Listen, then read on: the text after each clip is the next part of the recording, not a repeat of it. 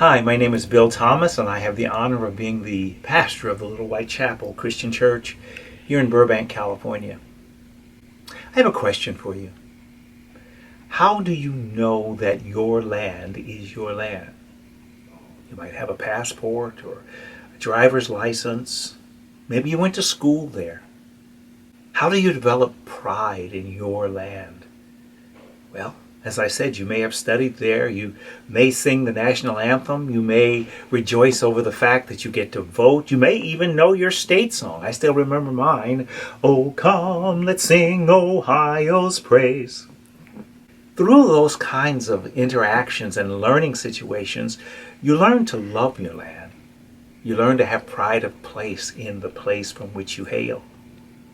Then what do you do when someone comes along with a lot of money and wants to buy a piece of your land? Say Canada wants to buy North Dakota, or Mexico wants to buy Texas. How do you think the people that live in those states might feel about their sovereignty? How do you think the rest of us would feel if pieces of our union were broken away because somebody made a monetary offer? Back in the days when monarchs ruled most of the world, missionaries were sent in to colonize countries by teaching the religion of the monarch, and they were closely followed by armies to control the people so that the conquered people had no choice but to learn the religion of the monarch. And they became colonies.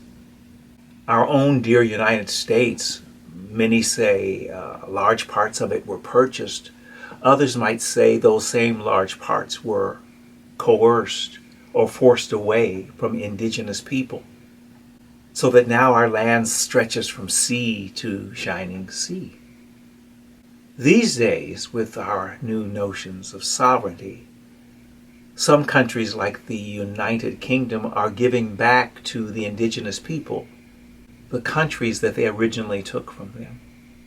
I was talking to a friend of mine about the notion of buying another country with regard to the United States, and he replied, "Didn't the United States make a law in 1863 that we were no longer in the business of buying people?"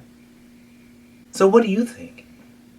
Do you think that it is okay to buy another country with no regard for the people just so that we can get better mining of natural resources or have a place to build more airfields? Or do you think that the pride of the indigenous people must always be considered first? Here at Little White Chapel, we are always trying to figure out what is our ethical response to a loving and merciful God as evidenced through the work of Jesus Christ. What are we to do? How are we to respect each other?